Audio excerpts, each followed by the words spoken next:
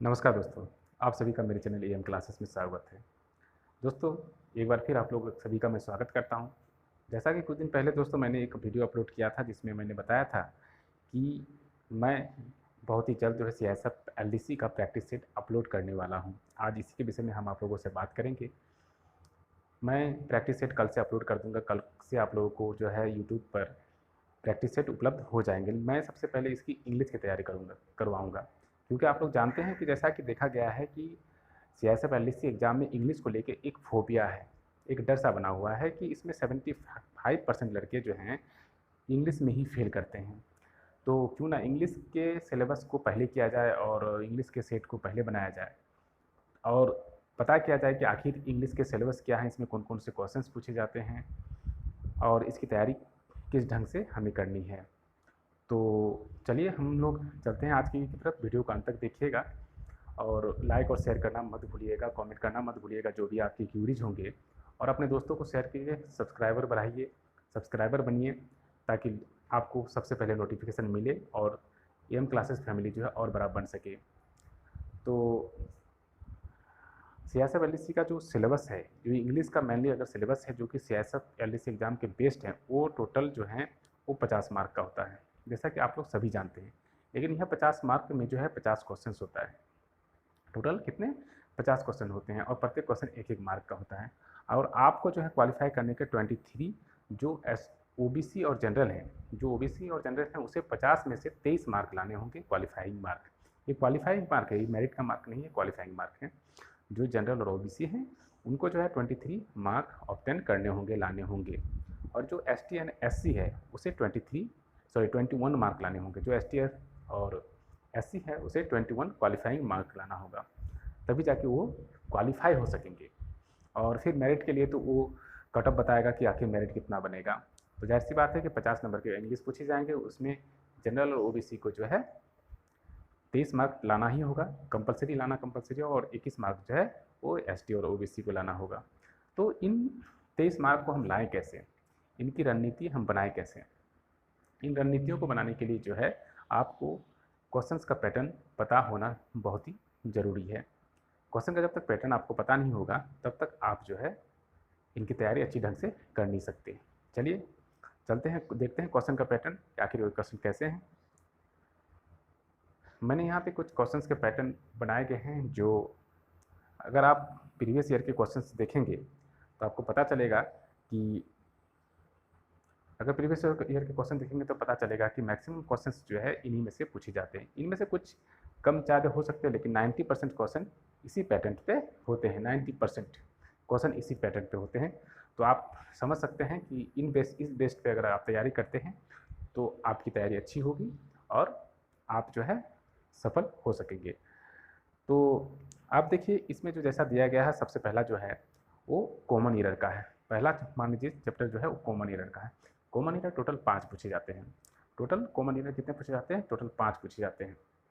अगर आप common error को तैयारी करें तो उसमें से अगर 5 क्वेश्चन है उनकी तैयारी करें तो कम से कम आप 2 या 3 नंबर, थोड़ी सी भी तैयारी करेंगे तो 2 या 3 नंबर तो उसमें ले ही आएंगे। क्योंकि सीआईएसएफ एलडीसी का जो एक सबसे बड़ा पॉजिटिव फॉर्म है कि उसमें नेगेटिव मार्क्स नहीं है। अगर 5 में से अगर 5 भी अगर ऐसे भी लगा देंगे तो 2 तो सही होने ही है।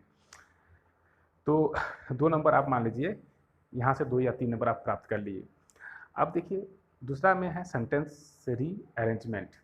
आपको कुछ क्वेश्चंस दिए होंगे जो इधर उधर सेंटेंस होंगे, जैसे कि एक सेंटेंस अगर मैं बोलूँ जो एक सीक्वेंस फॉर्म में होता है कि मैं दिल्ली जाने वाला हूँ और दिल्ली जाकर जो है मैं राष्ट्रपति भवन में राष्ट्रपति से मिलने वाला हूँ, तो हूँ क्योंकि मुझे कुछ समस्याएं हैं और उन समस्याओं को लेकर मैं राष्ट्रपति को एक पत्र देने वाला हूँ। तो इन सभी चित्रों को अगर मतलब इस सेंटेंसों को अगर आप अरेंज करेंगे तो आपको देना होगा कि भाई कि किस तरह से ये अरेंज होगा। तो इसको आप एक सीक्वेंस वे में जो है अरेंज करने के लिए वहाँ दिया जाता है कि सेंटेंस अर्थपूर्ण बन सके। तो वो कभी कभी 5 नंबर का पूछा जाता है, कभी कभी 10 नंबर का पूछा जाता है, कभी कभी 5 नंबर, कभी कभी 10 नंबर का पूछा जाता है। ये 2 तरीके से पूछे जाते हैं, कभी 5 नंबर के, कभी 10 नंबर के। तो एक टोटल कितने हो गए? 15 नंबर के हो गए। तीसरा जो है वो पैराग्राफ बेस्ड क्वेश्चन होते हैं। एक आपको पैराग्राफ दे दिया जाएगा, एक पैसेज दे दिया जाएगा, उस पर बेस्ड जो है कुछ 5 क्वेश्चन जो है उसमें दिए जाएंगे। कभी कभी 2 पैसेज पूछ ली जाते हैं, जो कि 2 पैसेज में अगर 5-5 क्वेश्चन हुए तो आपके 10 नंबर के पैसेज बेस्ड हो गए। तो आप पैसेज बेस्ड क्वेश्चंस को भी देखिएगा, जो कम से कम जो है आपको 10 नंबर के पूछे ही जाते हैं। अब आते हैं चौथे नंबर पे, जो कि है वन वर्ड सब्स्टिट्यूशन। अब वन वर्ड सब्स्टिट्यूशन में जो है अनेक शब्दों की एक शब्दों के अनेक शब्द वाली जो कहानियाँ होती है वो भी 5 नंबर के पूछे जाते हैं। तो वन वर्ड सब्स्टिट्यूशन भी आप देख लीजिएगा। उसके बाद 5वें नंबर पर अगर हम आते हैं तो fill in the blank. Fill in the blank भी आपको 5 नंबर के पूछे जाएंगे, जिसमें आपको कुछ ब्लैंक्स दिए रहेंगे। उसमें आपको जो है कुछ भी भरे हो सकते हैं, जिसमें आप हो सकता है कि टेंस बेस्ड हो, या फिर आपका या प्रीपोजिशन हो, या वर्ब हो, या आर्टिकल बेस्ड हो, उसमें आपको भरने होंगे। तो उस जो है क्वेश्चन बेस्ड जैसा क्वेश्चन होगा उसी के हिसाब से आपको वहाँ 4 ऑप्शन दिए जाएंगे, उनमें से चुन के आपको एक वर्ड जो है उन ब्लैंक में भरने हैं। अगर छठा नंबर देखें तो उसमें क्या है, स्पेलिंग टेस्ट। स्पेलिंग टेस्ट आपको दे दिया जाएगा, कुछ चार क्वेश्चन दे दिया जाएगा, बताना होगा कि इसमें से कौन सा सही है। तो इसमें से कौन सा सही है, यह 2 तरीके से पूछे जाते हैं। एक तो ऐसा पूछा जाता है कि चारों में से कौन सा सही है, या फिर ये बताया जाएगा कि बताइए कि एक्वेरियम का क्या सही जो है स्पेलिंग है। तो स्पेलिंग टेस्ट भी पूछा जाता है, ये भी 5 नंबर का होता है। अब आते हैं लास्ट में जो है एक है 7 नंबर पे, एंटोनिम ऑफ सिनोनिम्स। एंटोनिम्स में आपको भी वो भी 5 नंबर के पूछे जाते हैं। एंटोनिम्स में 5 नंबर होंगे, इसे भी आप देख लीजिएगा। सिनोनिम्स में भी जो 5 नंबर के पूछे जाते हैं। इस तरह से अगर इन चीज़ों को अगर इनके मार्क को अगर क्रॉस करें तो टोटल 50 मार्क के होते हैं। अब रहा कि 50 मार्क के होते हैं, ये सिलेबस आपको जानना बहुत ही ज़रूरी है। टोटल 50 मार्क के, ये सारे क्वेश्चन कितने मार्क के हैं, टोटल 50 मार्क के हैं।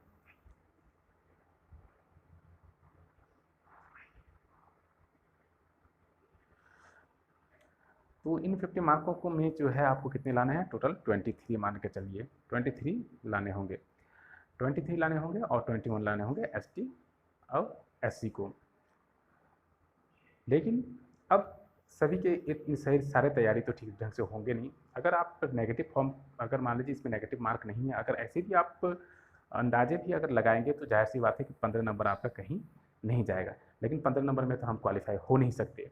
तो हमें क्या करना पड़ेगा, कुछ रणनीति बनाना पड़ेगा, ताकि हम 23 नंबर मार्क जो है कम से कम पहले सेव कर ले, सबसे पहले जो है सेव कर ले, ताकि तब उसके बाद जो है हम आगे की रणनीति बनाएं। तो सबसे पहले 23 मार्क सेव करने का सबसे अच्छा तरीका जो है वो, अगर आप लोग मेरे हिसाब से चलें तो वो है सेंटेंस। पहला है एक सेंटेंस अरेंजमेंट। सेंटेंस रीअरेंजमेंट अगर आप देखिए, अगर थोड़ी सी भी आपकी ग्रामर में थोड़ी सी हल्की सी पकड़ होगी और सेंटेंस को लेके अगर पकड़ होगी थोड़ी सी भी अगर आप पढ़ेंगे, तो आप उसमें से 5 से 10 मार्क जो है आप बिल्कुल ही आसानी से प्राप्त कर सकते हैं। तो ये आपके 10 मार्क हो गए।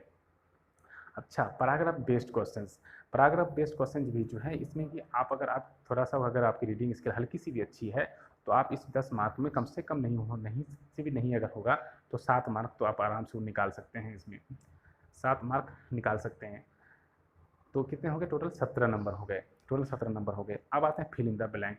फिल इन द ब्लैंक इतना ईजी पूछा जाता है, अगर आप अगर थोड़ी सी भी उसको गौर से देखें, हल्की सी तैयारी करें, अगर मेरे प्रैक्टिस सेट पे आप बने रहेंगे तो आप कम से कम 5 नंबर में 3 या 4 नंबर आप यहाँ कहीं नहीं जाएगा। कितने हो गए, सब 21 नंबर टोटल हो गए। ठीक है। अब स्पेलिंग टेस्ट में भी जो है आप आराम से जो है कम से कम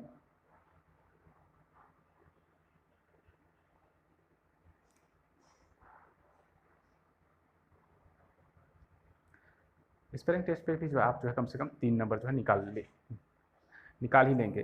तो स्पेलिंग टेस्ट पे अगर 3 नंबर भी निकाल लेते हैं आप, तो आपके कितने हो गए, टोटल 21 नंबर हो गए। अब 21 नंबर के अलावा एंटोनिम्स और सिनोनिम्स बचते हैं। एंटोनिम्स सिनोनिम्स को से पहले आपका बचते हैं कि वन वर्ड सब्स्टिट्यूशन अगर आप हल्का सा भी पढ़ेंगे, मान लीजिए एनडी पब्लिकेशन के बुक वगैरह अगर पढ़ेंगे, कुछ भी पढ़ेंगे, तो उसमें भी आपको जो है 3-4 मार्क आराम से प्राप्त हो जाएगा। तो 3 मार्क भी अगर ले लेते हैं तो उसमें 23 नंबर आराम से हो जाएंगे। और एंटोनिम सिनोनिम्स को दोनों को मिलाकर अगर 10 मार्क के होते हैं तो टोटल आप अगर नहीं भी 8 नंबर भी निकाल लेते हैं तो आपके टोटल मार्क हो जाएंगे 21, 3, 24 और 8, 32 मार्क। इसमें से अगर कम बेस भी हुआ तो आप कम से कम कितना भी कम से कम हो गया तो 25 मार्क अगर आप ले ही आते हैं तो आप बताइए आप फेल कहाँ से करेंगे। तो ऐसे अगर आप चीज़ों को देख के अगर आप तैयारी करेंगे तो मुझे नहीं लगता कि आप इंग्लिश में फेल होंगे। तो आज की वीडियो बनाने का मेरा सबसे बड़ा उद्देश्य यही था कि मैं आप लोगों को जो है इंग्लिश के पैटर्न को बता सकूं, 50 मार्क में 23 मार्क लाने का सबसे स्ट्रॉन्ग फार्मूला बता सकूं, ताकि आप लोग 23 मार्क अच्छे से निकाल सकें। तो आशा करते हैं कि आप लोगों को समझ में आया होगा, नहीं भी आए तो इसको बार बार देखें, अपने से दिमाग लगाएं, इन सिलेबस को देखें, हाँ, और वीडियो को अंत तक देखें, अपने दोस्तों को शेयर करें और अपने दोस्तों को भी ये जो है वीडियो से लाभ पहुँचाने की कोशिश करें। तो इसी के साथ हम आपसे विदा लेते हैं। जय हिंद। कल मिलेंगे आपको प्रैक्टिस सेट के पहले वीडियो के साथ। जय हिंद, जय भारत।